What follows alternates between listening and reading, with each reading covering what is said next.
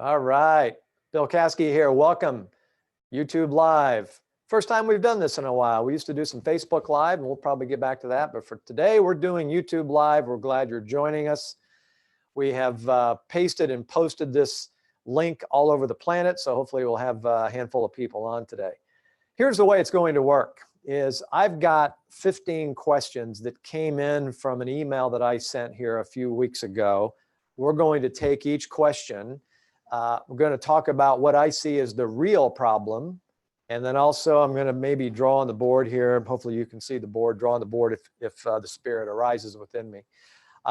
So if you're here to look for new ideas, you're in the right place. If you're here to look at old problems and say, is this really the problem, or am I looking at things wrong? You're in the right place. If you're here just to confirm everything you're doing right now is perfect, that this will be a very long hour for you, because hopefully I'm going to debunk some of the traditional myths about selling and kind of get you on a little bit different path today. So I'm looking forward to this. I might be citing some sources here. I learned that in journalism school, which I never went to journalism school, but I've always heard the term citing your sources. So there will be some of that here today. So I welcome you.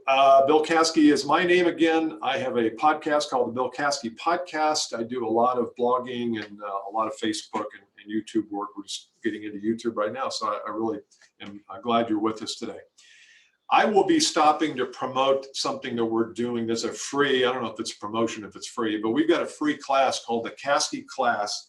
And it's going to be launching here in the next couple of weeks. So if you're watching this today or sometime before May 15th, it's going to be coming up. Go to thecaskeyclass.com, put in your name and email address, or I think just email address. You don't even need your first name. And you will be notified the instant it goes live. What it is a class on what I call high intent selling, which looks at the sales process through a very different lens. And I'm going to be exposing you to a couple of those things today as we go. Travis is all lined up to do some screen sharing on some of these things. So you'll be hearing a little bit about the Caskey class. Free, complimentary, no obligation, but I want to make sure you get on the list. So that's the plan. At the end, in the last 5 minutes, I will be giving away something. I don't know if we call it a sweepstakes or just a gift or an award, but stay to the end and I'll be asking you to say, I'm here, or hooray, or hoo-ha, or whatever. And I will be giving away a couple of free things that are worth a lot of money to you, I think. So hopefully you'll be able to stay. All right. So before we get into this, was there anything else, Travis? Oh, I know one thing. I want you to take out a piece of paper and a pencil or marker, and I want you to just take your income for the last year, whatever your income was. Let's just say 2018, since that's a memory and you just probably did your taxes, so you know exactly what it was. And I want you to double that just for the purposes of our discussion today. So for the next hour, I want us to work on you doubling your income. Now, if you're not in a pay scale or comp model that allows you to do that, I don't really care. I just want you to double. I want you to put a number down there that's double what you earned in 2018. Because I find that the mind is an enormous and a very effective reverse engineering system. And if you put something out there that's large, that's a little audacious and ambitious, your mind will take care of the rest. And then as we go today, you're going to hear some things that you're going to say, yeah, you know what, if I did that, I would get closer to that goal. You're going to hear some things today that aren't going to get you closer to the goal. So you've got to be an inspector here and listen to the things that I suggest and say and pick out those things that help you and drop the things that don't. But I want you to start with a 2X goal. I have a group, sales group called the 2X group. You might have heard about it. And that's how we start. We start with let's dream big. I know some people out there are talking 5X and 10X and 100X. Let's just start with 2X. If we can get to 2X, we can work on 10X next. But what would it take to double your business? And I think if you do that, you're going to hear a lot today that is useful to you. All right. I want to start with some premises, or should I say premisi. I'm going to start with, before we get into the actual questions, with 5 premises that I believe should govern all of this, because if we just get into the questions and I don't give you some background on this, I think I do you a disservice. So I'm going to share with you 5 things that I think are important for you to remember as we go through this today. Number 1, Travis, you'll have to tell me if you can see this. Okay, inputs versus outputs. You know, in business, we are always focused on the outputs. What's my revenue? What's my income? What are the results? You sales leaders and sales managers are really obsessed with the results. And I know why, because that's how we all get paid, and that's how you get judged, and that's how the inspector general comes in, in other words known as your boss, and says, how are we doing here? What's the pipeline look like? What I find, though, is that sales and business development achievement is not a game of this, it's a game of this.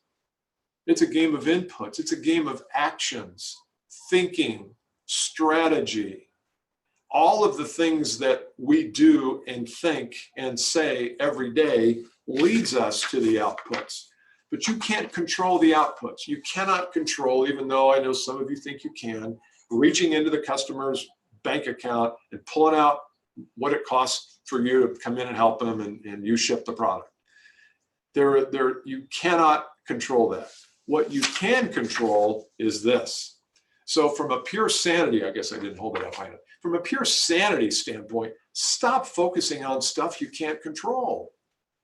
It leads to insanity. It leads to suffering.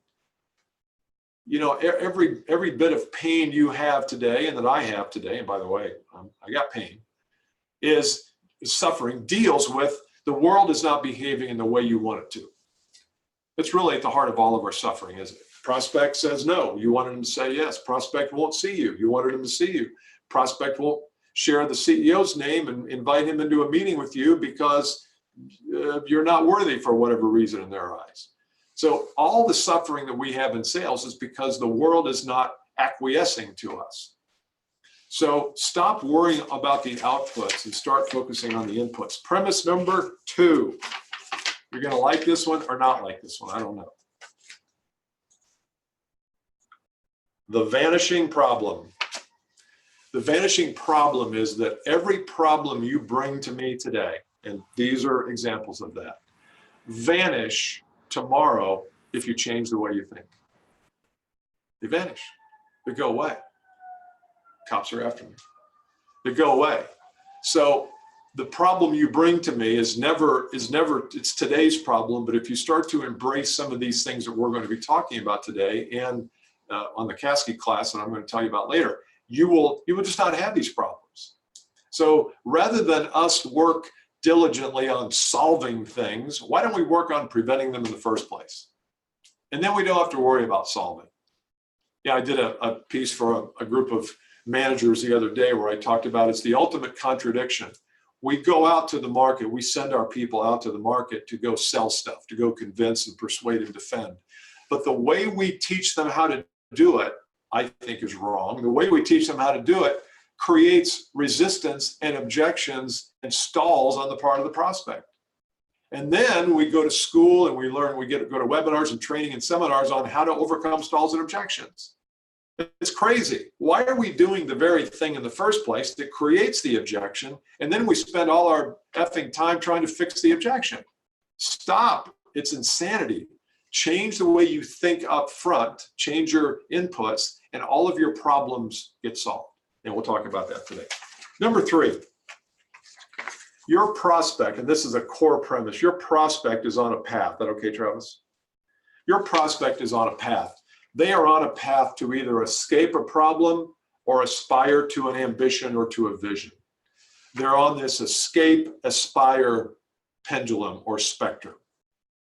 And the degree and extent to which you can help them understand what they're escaping from and what they're aspiring to, you quicken them down that path. And if they see you as a solution to that, then you will take the ride with them down that path, as long as you can actually help them escape the problems and arrive at a new destination.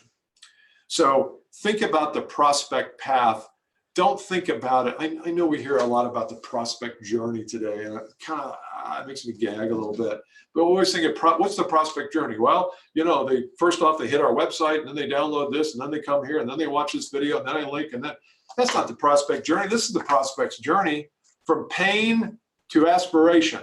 What are they trying to escape from, and what are they trying to aspire to? If you get good at finding that, and you understand that, then selling gets really easy. It's not as hard as all these trainers and so-called experts make it out to be. It's really not. All right, number 4. This comes out of nowhere, but I need to tell you. You are a media platform. You're a media platform. In the olden days, you could do one of 2 things. You could either show up at a prospect's office. Hello, I'm here to call on you, and you could call him on the phone or her on the phone and go see him. Or to promote yourself, you could buy mass media, TV ads, billboards. You see all the attorneys in town, the big attorneys used to have big billboards around. You don't see too many of those anymore. Why is that, I wonder? Why are attorneys not putting money into billboards? Because they're putting money in social media. That's where the game is today. So it used to be you had a mini megaphone when you went out and talked to somebody, or a larger megaphone with a lot of waste in it when you were buying ads. And I know many of you, nobody on this call probably bought ads for themselves. But now you have a platform called the internet, called social media. Maybe your platform is YouTube, maybe it's LinkedIn, which I know almost everybody has a certain amount of content on LinkedIn, maybe it's Twitter, whatever it is. You've got to start thinking of yourself as a media platform. Gary Vaynerchuk talks about this a lot. And I heard somebody, I don't know whether it was Dan Sullivan or who it was a few years ago, it wasn't Gary V, say this.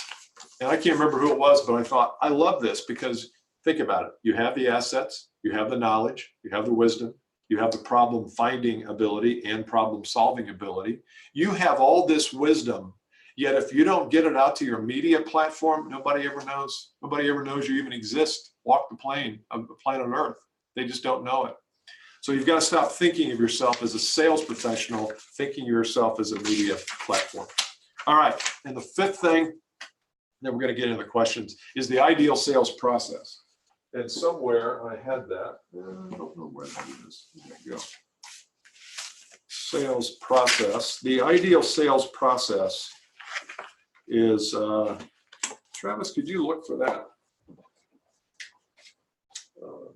Oh, here, yeah, that's on. Anyway, I can't find it now. I thought I had it around. The ideal sales process, there's 5 elements to it. So let me just draw it here. Can you see this, Travis, if I do this? T, remember the ideal sales process. If we're going to build a sales process from marketing to client, let's build the ideal one. How about that? Why are we doing it the wrong way? Let's do it the right way. At some point, there is an event. Am I writing large enough, or do I need to write larger? An event that is triggered in the prospect's mind.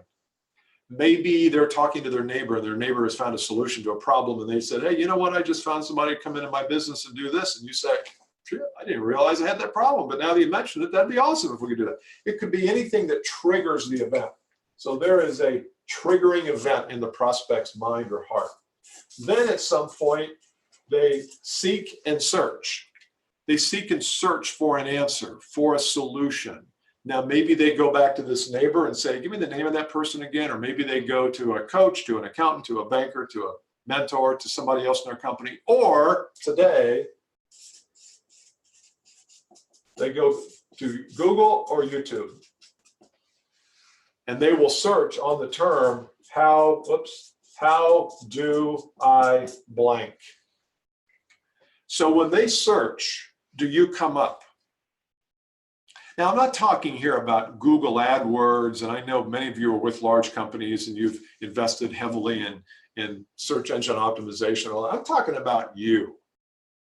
When they look for something online, do you come up?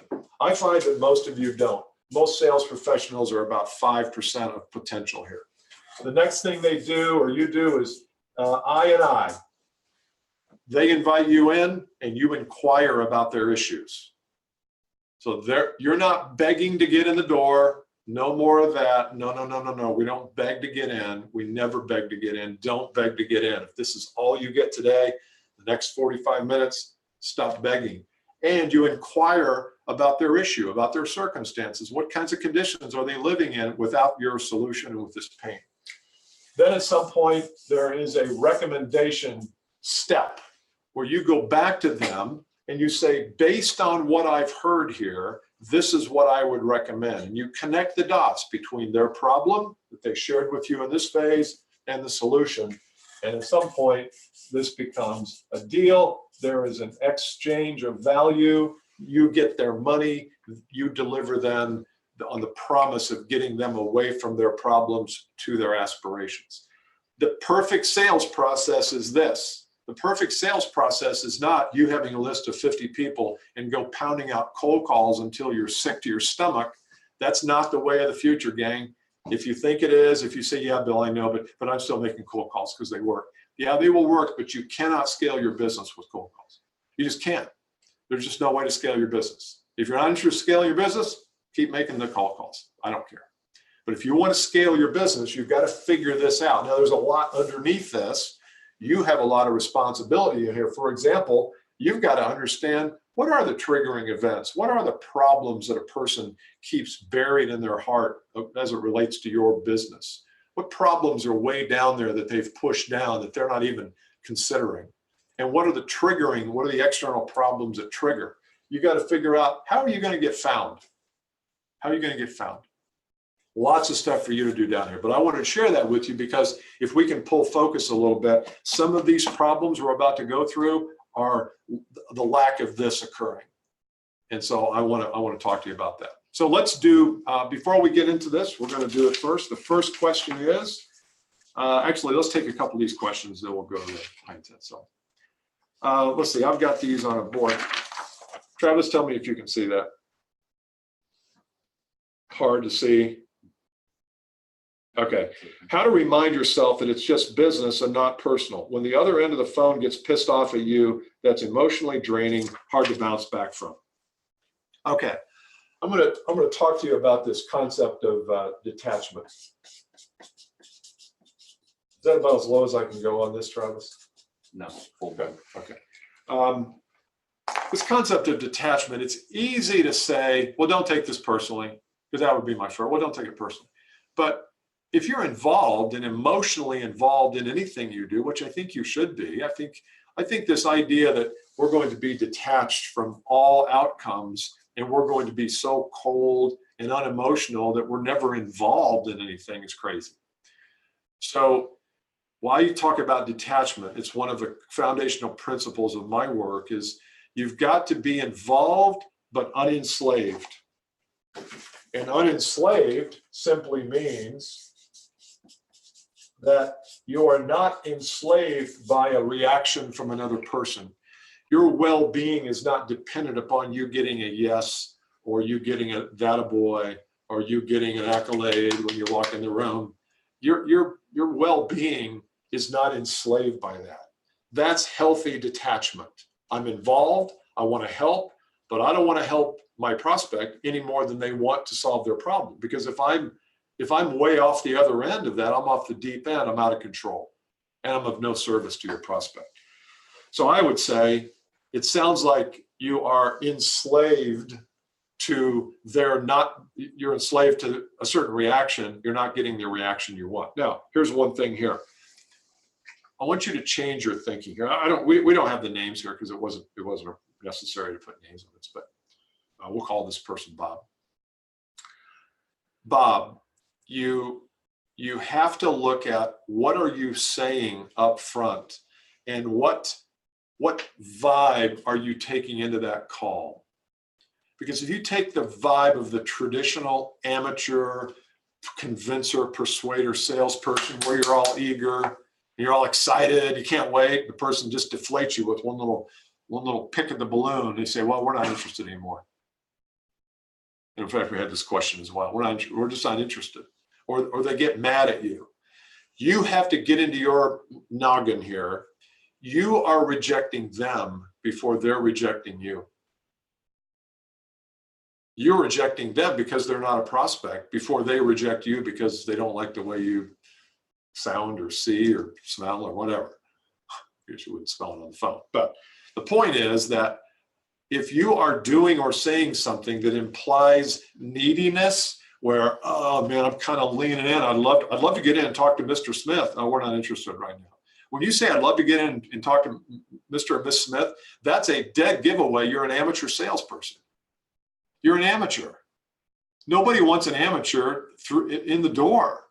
Hell, we're trying to keep people out. That's what the gatekeeper, which we got a question here later, so this kind of applies to that. The gatekeeper is there to keep riffraff out, keep the bad hombres out. Well, if you position yourself as an amateur salesperson by this whole eagerness to get in thing, they're going to keep you out. You could have the best, you could have the cure for cancer, you could have the cure for every disease known to man. Doesn't matter. Doesn't matter. They perceive you to be riffraff. And by that, I mean not helpful, of no value. So number one, get your mind right about detachment. Number two, get of the mind that, you know what, I'm qualifying them harder than they're qualifying me because I don't want to go see somebody that's not a prospect. Okay. Number two, how do I reinvent myself? Again, I don't know. These are kind of hard to read, but Travis, are we okay here? How do I reinvent myself so that I have a personal brand that commands attention and is worth listening to? I'm a 15-year vet. I find what used to work doesn't work anymore. How do I change my game or up my game? Those are two different questions that came in and I combined them together. Here's the deal. Let's talk about brand and what works now and what stopped working. I have three, and I said this in one of the emails, I think there's three elements to building your brand that are going to be really helpful for you. All three are difficult, but yet you just have to get started. You can sit around and read books on personal branding. You can go to webinars, seminars. You can watch things like this. You just have to get started. And it's one thing that Travis and I did here last year. For those of you who don't know Travis, Travis does all of our video and online work and web work. And we just said, you know what, we've got to start. We just got to start doing a podcast. We just got to start doing Facebook Live. This is our first entry into YouTube. You just have to start. You'll learn it on the way through. So number one element of personal branding, and I think a way to up your game, is authenticity. Everybody's talking about it. Some people are talking about it the right way, according to Bill, some are not, but just be a little vulnerable. It's okay to come to a video like this and say, look, I don't know if what I'm about to tell you can be of value to you. I really don't. I don't know because I don't know the state of mind you're in, state of consciousness. I don't know your platforms. I don't know your issues. I don't know your business. I don't know your pricing. I don't know anything. All I know is that this has worked for people. So be in that authentic, vulnerable, I don't know mode. That's the most inviting mode you can be in. And I know that's not the way we're taught in sales. We're taught to know everything. We go to product knowledge school to learn. I used to be with a Caterpillar dealer. We used to go to Peoria, Illinois for cat training. And we would sit through I think one was like 2 weeks long of all this training, product knowledge, well, not one stitch of sales training, not one stitch of helping me understand what the contractor's problem was. None of that was all product. So when I got out there, all I could do was vomit out product features and benefits. It's me vomiting. Vomit out features and benefits. So that wasn't authentic. So be vulnerable. Open yourself up. Say, look, I don't know. I don't know if this can help you. I do know it's helped others, but I don't know if it can help you. I had a situation last week where I have a prospect, pretty good sized prospect, and they wanted something from me, and they said, have you done this before? And I think 10 years ago, I would have said, well, I haven't done something before like this, but I've done something kind of like this, and here's the 17 examples, because I was not authentic. But today, yesterday or whenever it was this week on the phone, I said, no, I've never done it before. I'm willing to learn it. But if you're looking for someone who has done it this way before, that is not me. Now, they had an experience with some of the content that they really wanted the content, but that had nothing to do with the notion of just me being honest and authentic and vulnerable. It's hard. It's really hard. I slip up sometimes and I put on this mask and it's really hard for me. but I'm working on this and I think it's useful for your personal brand. Number 2, create to command. Create to command. That's worth writing down. You've heard us all talk about you have to command attention in the market. Attention is the currency with which prospects and your audience pays and invests to see your stuff. If you're not creating anything, you're not commanding anything. So when I say create, I mean create content, create valuable resources. I've got one client who just finished a 10-point checklist for buyers of his product to guide and direct them a little bit, not toward his product, but some of the mistakes that people make when they purchase a product like this. So when he finds out that this person is looking, he shares this report, which is a little 2 or 3 pages, and it's a way for him to create something that commands attention. So if you're really looking to build your personal brand, you got to get creative. You got to create something. You can't just show up. If you just show up every day in 3 appointments, you're going to be building your brand there, but you're not going to be building your brand online or where it matters, which are for people who are seeking and searching your help. Number 3, this can apply to all of us. Sometimes I miss this. I don't totally miss it, but I miss it enough that it gets me in trouble. Be a master problem finder. Don't come in and call on me with this big ear-to-ear grin because you know how good you are and you know how valuable you are. Come into me with a frown so that I can be comfortable telling you my problems. I see this a lot with amateur salespeople, is they have pasted on the grin, the big fat smile, and they have done it for so long that it's kind of just, I think maybe they've had some plastic surgery and they just have the corners of their mouth turned up like that. But you don't help me when you come in with a big grin and start asking me about my problems.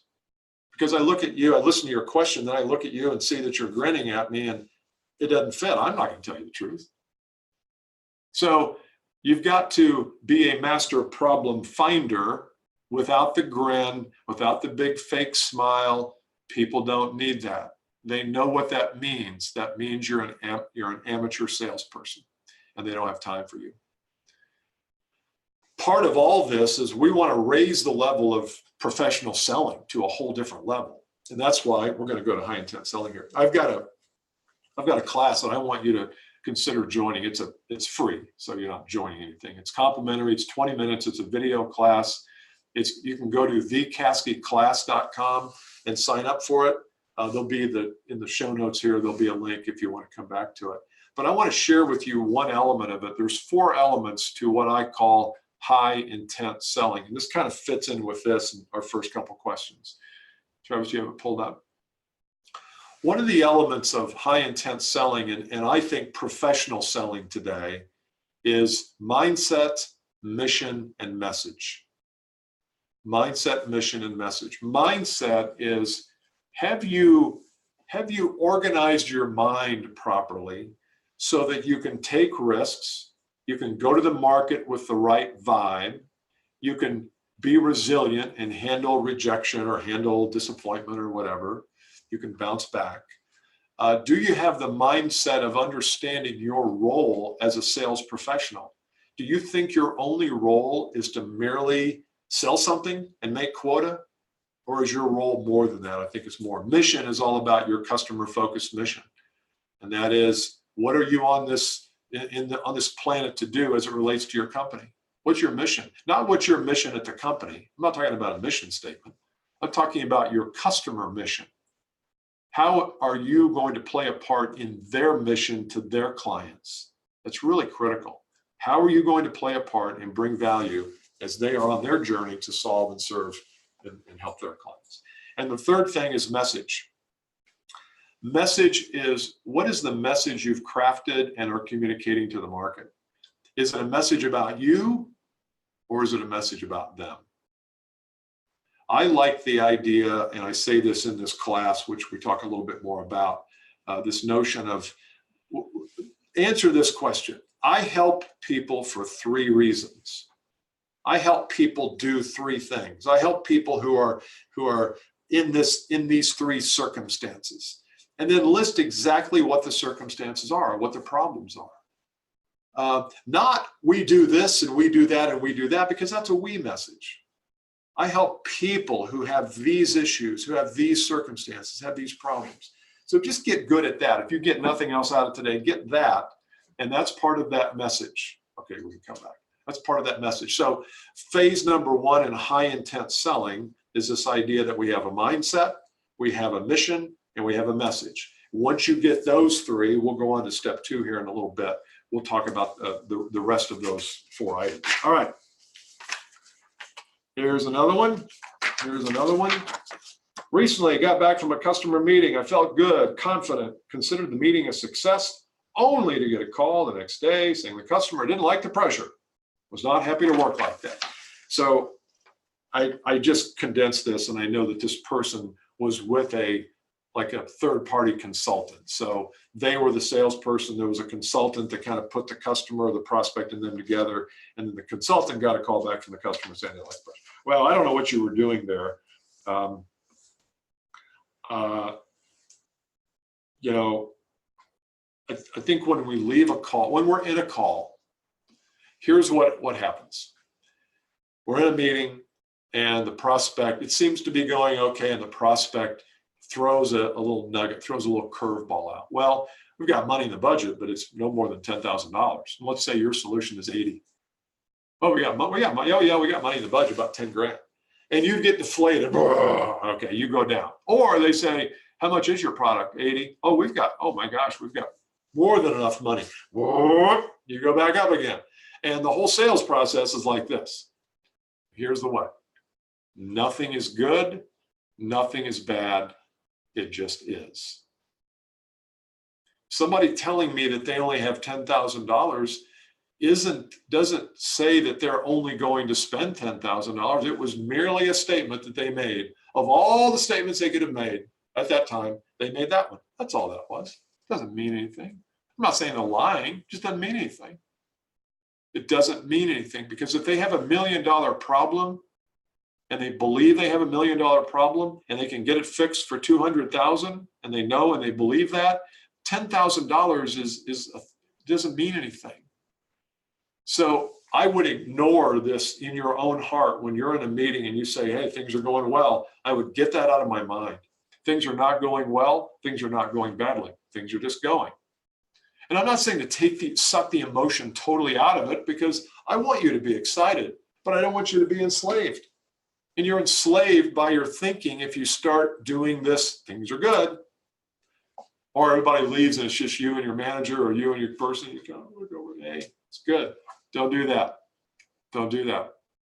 It's like a team that starts celebrating too early. Don't want to do that. So never get more excited than your prospect is about getting their problem solved.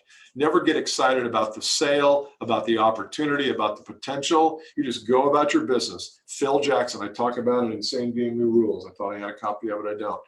He talks about chop wood, carry water. Chop wood, carry water. We don't worry about whether we're going to win the NBA championship. By the way, he's an NBA basketball coach. Is he with the Knicks now? I'm not sure. Anyway, I think he's retired.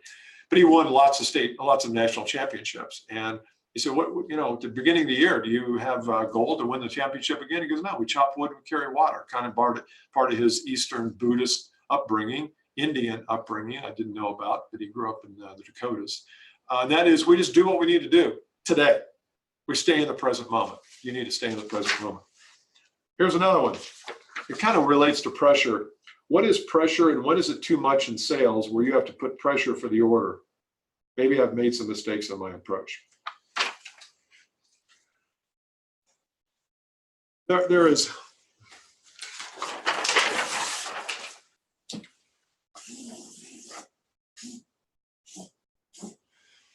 a fundamental shift that has to happen. Oh, here's my. There's a fundamental shift that has to happen.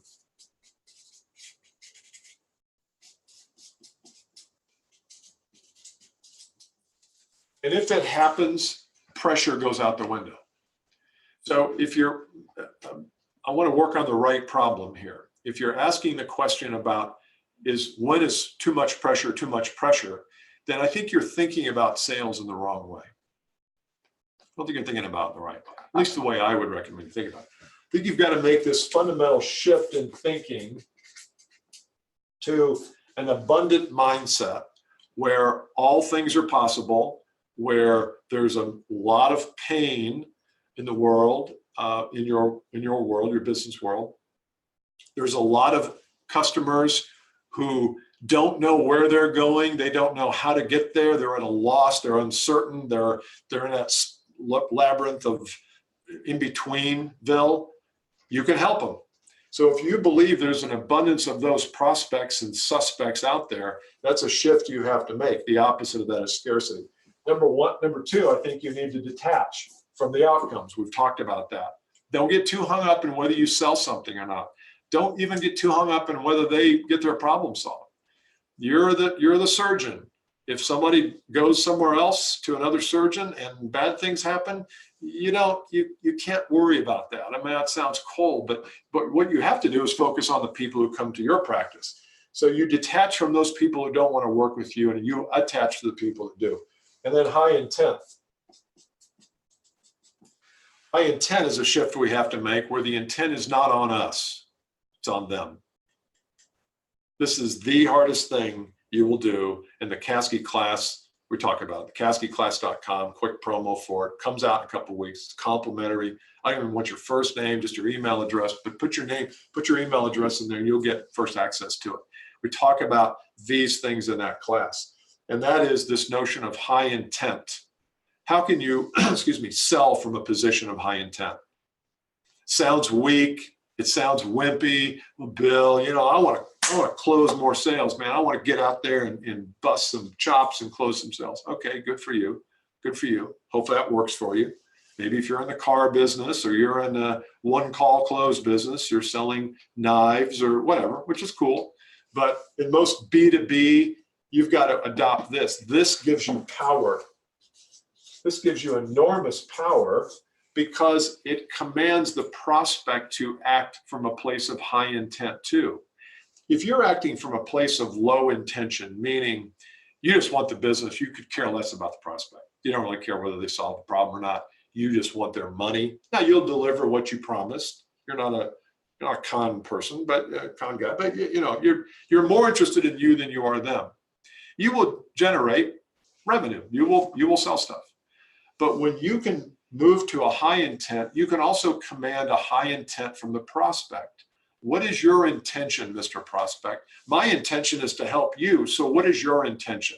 Well, it's to solve problem A, B, and C and aspire to these three things. And if you can help me do that, Bill, we're gonna have a great time together. If your intent is low, you can't command that. You just can't, because their intent's low. What's your price? If you get that reaction in the market, what's your price? That's a low intent, a low vibe reaction to you, who also is low intent, low vibe. So sorry to be so blunt, but you want solutions, not solace, I presume. So you want the truth. The truth is you will get what you put out there. If you're getting things you don't want, you've got to look inside yourself and say, how am I organizing myself and my thinking in a way that's causing this to happen in the market? So be abundant, detach from outcomes, don't get enslaved to outcomes, and have high intent. And your world changes. Your world absolutely changes. All right, thanks for the question. That was a good one. Here's a good one. How to grow deeper within accounts without seeming needy. Well, are you needy? We'll call this person Barb. Since Bob was our last meetup name, we'll call this person Barb. Are you needy, Barb? Because you imply with your question that you are needy, but I don't want to seem needy. So the solution there is not to be needy and learn a technique not to seem needy. The solution, the truth is, stop being needy. I find a lot of times that there is an element of focus here. If I want the sale and I want to avoid seeming needy, then I will focus on not being needy. And I think that's the wrong focus. I think the right focus would be to focus on the customer's circumstances and problems. What are their issues? If I can refocus away from me and my neediness or lack of neediness, or what do I need to do to not be looking needy? If I can remove that and focus on you and them, I do these roadmap strategy sessions that are 20, 30 minutes. And if anybody's interested in any of my groups, I set up a roadmap session and we just talk for a half hour. My intent's not to sell them anything. If at the end they want to hear about one of the groups, I'll tell them about it. They can either join or not. I don't care.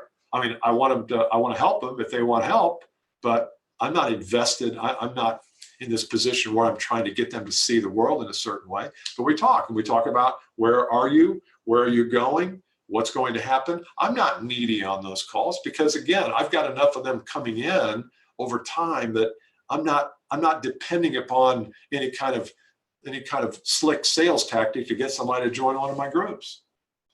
And by doing that, by not being needy, guess what happens? People tell me more of the truth. They share with me what their real plight is and what their dilemmas are. And probably we end up getting more people in those groups because of that. So if you think neediness, demonstrating neediness is a good strategy, I know you're not saying that here. It's not. It's a weak strategy.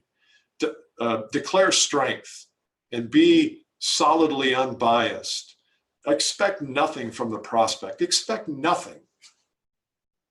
And you get everything. That's a good title of the book. So, decide what product you want to sell. So let's say that you know that there's an opportunity in some other place within your account.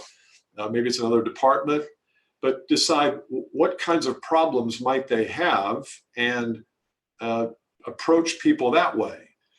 And I would probably call the person who's the most who's your colleague there, your champion, and say, I want to get to know Barb over in accounting because we've got some products over there. Well, how can you help me do that? Or would you be willing to help me do that? And she would say, yeah, well, what's your product? Well, this is who it's for. You don't start talking about the product right then. This gets me on another topic. We're doing okay on time. Is that the correct time? 18 till. Okay, stay with us till the end, by the way. I'm going to give a sweepstakes out to a couple people who it'll be a gift worth waiting for. But when you ask for an introduction to another person inside the client company, you cannot position it like, I've got something really cool to sell. That's not the way to position your introduction. The way to position is to say, we've got something that helps customers with these problems. I don't know if your colleague has these problems or not, but I wanted to see if we could arrange a call to see if I can help. That's how you do it. Because the instant you move to products and cool products, and here's what I'd like to talk to you about. We've got this awesome software package coming out. It's really cool. Your contact's going to say, you know what, I don't think we're looking at it. I know there's a freeze on spending right now, so we're not looking. So stop being needy and know how to pitch. Know how to get that next call, get that next meeting. I'm going to regrettably forego a couple of these here. Okay, I'm going to do this one though. We had I know this is a good one. I want to be better at having business conversations with prospects versus product conversations. How do I have a business conversation, not a product conversation? Well, again, back to what are we focused on? Are we focused on having that conversation so that we can sell something? It doesn't sound like that's the case here because it sounds like you want to get away from product. Business conversation. What does a business conversation sound like for you? If you were to ask the top 5 questions, if a prospect called you in today, let's say your name is Norm, and then we'll use Norma on the next one. Your name is Norm. I'll say, Norm, if a prospect called you into his or her office today and said, Norm, I want to have a business conversation with you, not a product conversation. What are what are the elements of that conversation? What are the 5 elements? Are there questions you would ask them? Are there statements you would make? Are there lines of inquiry you would go on? So what is a business conversation? Because I bet you people want to have business conversations more than they want to have product conversations, but we sometimes feel that they want to have products, so we yield right away. Don't yield. You're in control. You're in control of this whole process. Back to my ideal process, the ideal sales process, you're in control of everything. I've called it in a couple of blogs that I've written, I call it the Oprah rule. Oprah doesn't let anything go out of her company, whether it's a magazine or whether it's a line of products or whether it's the questions or logo for a show. She doesn't let anything go out unless she sees it first, as it should be. She's the brand. Roger Federer, same way. Huge brand. Doesn't let anything go out unless he has a look at it. And it's the same thing here, is you've got to inspect what you want to talk about. So you need to be the person that says, this is where I want to take them. These are the questions I need to ask. And if you become that person, then they will either want to have a conversation or not. All right? So be curious, understand, focus. What are you trying to focus on? So what does that business conversation look like? Okay, best prospecting methods and practices. We're going to go through this really quickly. This was probably the #1 question of all questions that I got back. There was a kind of theme of prospecting. What do I do today to prospect? So I've got 5 things. 5. Ready? Let's see, there's room down here. Thought leadership is #1. You've got to demonstrate to your audience of potential clients that you are a thought leader. You're not a follower, you're a leader. By leader, all that means is it's not like you have to come up with magic every day. You just post something of value to the world every day or every couple of days that helps the customer, your target audience, think about things differently, look at the world differently, have a different perspective on your niche or your services or problems. Examine errors in thinking from prior generations who look at this particular problem. Whatever it is, be a thought leader. And all I'm saying there is create something that you can send out. I've got a client who half the people in the company do a pretty good job at this, and the other half merely repost things that other people post. Reposting something that other people post is not thought leadership. Sorry, it's just not. Might be an easy way out, might be an easy hack, just to take something that someone else has written and share it. I'm not saying it's wrong. It's part of a bigger strategy, though, and the bigger part of that strategy is, are you creating something that is leadership focused, that's resourceful to the prospect? Think about the top 10 problems your prospect has and start to write about each one of those. Don't write a book about the 10, write a post about the 1. That's #1, be a thought leader. #2, get a testimonial from a client. Take a camera, your iPhone is fine. Get a really good high quality mic, set it up. You can even get one of these, I've got my trusty, what's this, Gorilla Pod, is that what it's called? Gorilla Pod. Take it out on a call and put it in front of the prospect, obviously get permission, and record them saying something about your product or your service. Or maybe even it's the story of, here's what life used to be like for me, here's what happened, and here's what life's like today. It's past, present, past, what happened, and present. So in the past, I had this problem. Then Travis came along, and now here's what my life looks like. So get a testimonial, have somebody shooting a video for you. If somebody says, oh my gosh, this is the best thing that's ever happened, say, do you mind if I get that on camera? People will say yes. I just did this for a guy. I took a little weight training class last week, and he asked us to take a, I won't get into the details. He asked us to take a before and after picture, and I sent it to him. And after 9 days, I lost a handful of pounds and gained some strength and arms. He said, can I use this? I said, sure, I don't care. Just blur my face out. Not that anybody recognized me, but testimonials are awesome. Get them.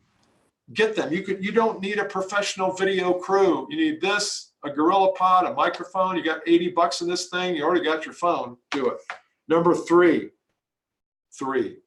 create some kind of a free resource, free guide, free checklist, free white paper, free webinar, free. Because here's the deal. Remember we talked earlier and I said that, can you see this, Travis? Mm-hmm. Remember I said there was a triggering event for the prospect? Something happens in their world that causes them to think that they have a problem, and maybe it's something you do. If you can send them some type of a free document, and again, I'm just using could be an ebook or whatever, just a list, you can create something there that helps them think through this even more, you get the call. You get the call. If you don't produce this, they call somebody else. If you produce it, you get the call. I want you to get the call. I don't want them to call somebody else. You're too good to not get the call. So that's number three, is create the freebie. Number four, was that number four? 1, 2, yeah. Number four, find your platform. You know, I said earlier that you have a media platform. Find your platform and publish to it. LinkedIn, we shoot a video every couple of days. You don't have to be that often. It doesn't have to be that infrequent. Whatever suits you, but do something on a consistent basis, every couple of days that you're creating content. Find your platform, publish often. And then you can even run, number 5 is run ads to it. That's an advanced thing. But you know, I got to tell you something. Everybody's looking for magic when it comes to lead generation. We're all looking for what's the best sales move? What's the move? How do I get past the secretary and the gardener and the gatekeeper and all that stuff? But the problem is that we're not taking advantage, and I'm not either. We're starting to, but I'm not either, taking advantage of all the platforms out there that can help you get in front of people.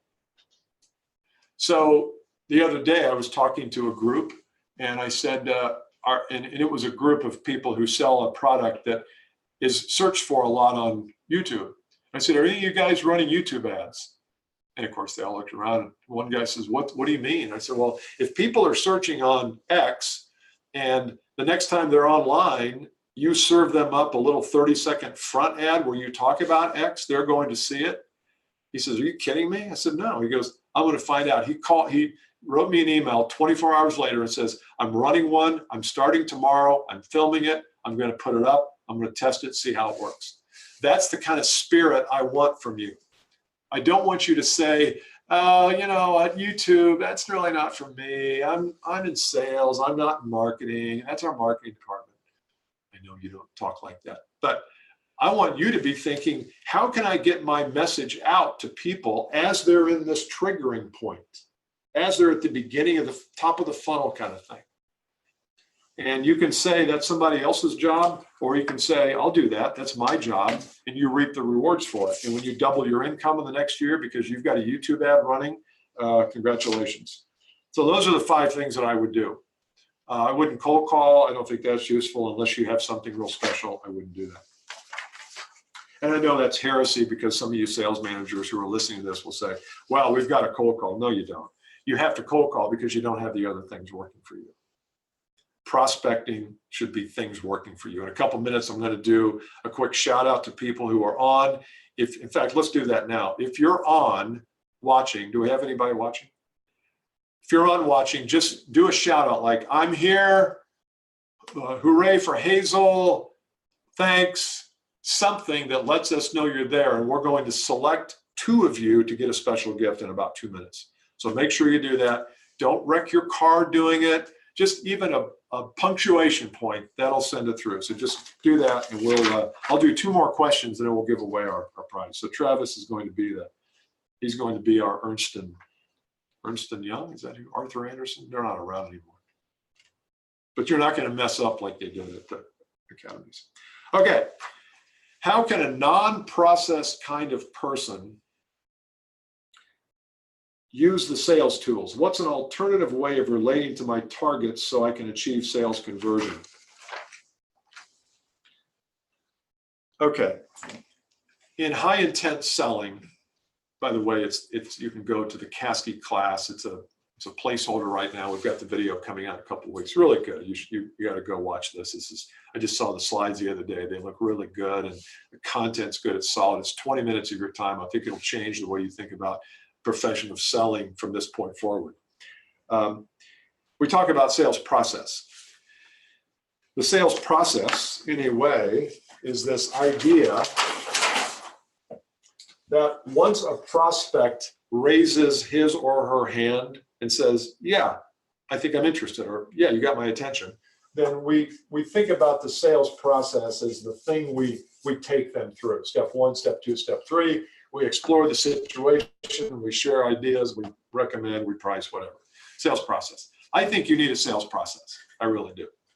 But I don't think the sales process is the begin and end all. In fact, we've got one of the questions here talks about my team.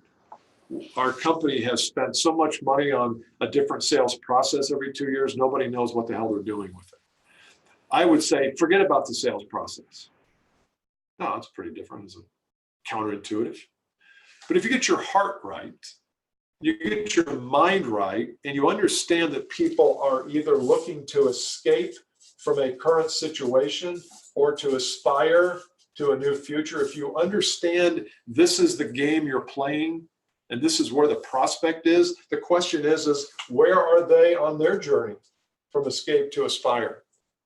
And if you can understand that, that's a whole lot less about process and a whole lot more about connection with people, building rapport, understanding that people are on a lifelong journey. You know what? They never get here. Never get here. Humans want more. We are built to want more. Never enough. You do 200,000, you go to 400,000 because of this video. Next year, you come back next year and say, I only made 400 grand. I got to make 800 now. Got to make 800. Got to make $1.6 million. I give you, you become the king of the universe. Yeah, I'm the king of this universe, but what about the other universe? I'm still not the king of that. So I need to be the king of that. We always want more. We always have a different level of aspiration. So you're never going to run out of people who have pain, because the pain is constantly, I'm not getting where I need to go fast enough. And you may feel that too. You may feel that, geez, it feels like I'm kind of on a treadmill and I make 2 steps forward and 1 step back. And that's probably because you haven't identified what you're escaping from or what you're aspiring to. And so it feels like you're in a bog, in a mud bog or a peat bog, as it were. Okay, one more. I'm going to make one more pitch for it.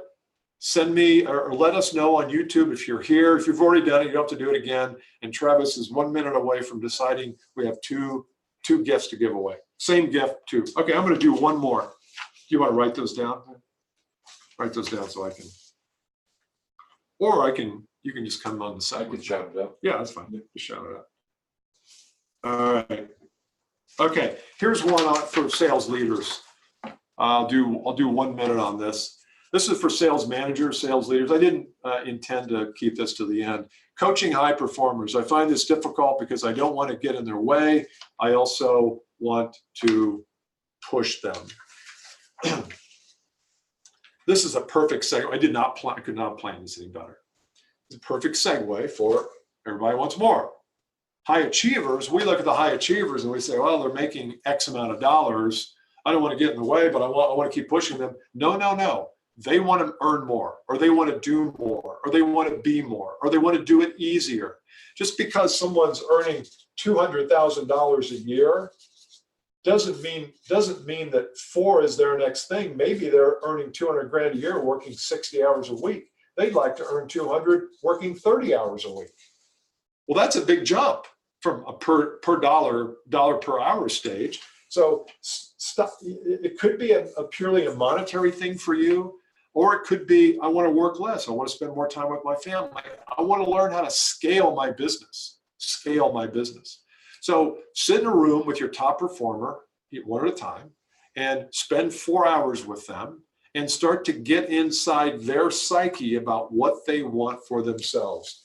What do you want? That's the first question that we ask people when we start to work with them. First question, if you ever join any of my groups, 2X group, world-class sales leader, anything else, what do you want? You would be shocked at how few people can answer this. So I should put a question mark here. Be shocked at how few people can answer this. So you've got to do the same thing for your high achievers. What do you want? What do you want? Maybe they don't want more, maybe they do, but maybe there's something in there that will cause motivation to go to the next level. That's what you got to find. It's not always about money. It's not always about you reprimanding them for not making enough calls. It's got nothing to do with that. Something inside focuses us on more. You got to find out what that is. Okay, Travis, we got 2 gifts? We do. All right, The number first 1. is Wendy Dean Johnson. Wendy Dean Johnson, you have won the first gift. I'm going to tell you what it is in a minute. Wendy Dean Johnson. So we will be in touch with you and the other winner here via YouTube. Is that how we'll do it? Okay, since that's how you're logged in. So Wendy Dean Johnson, stay tuned. I want to give you what you want. Who's the next one? And Mike Jambrone.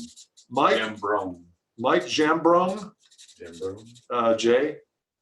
Jambrone. Okay, Jambrone. Okay, Mike and Wendy, congratulations. Here's what you win. The trip for two. Now, you win a one-on-one coaching session with me for 30 minutes.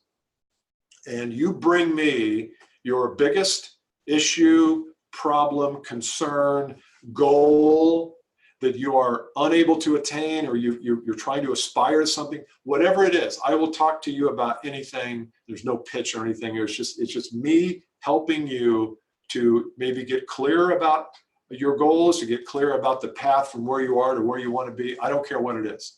You might even want me to help you write an article or shoot a video or help you outline a video. I won't shoot the video for you, but I'll send Travis over to shoot it.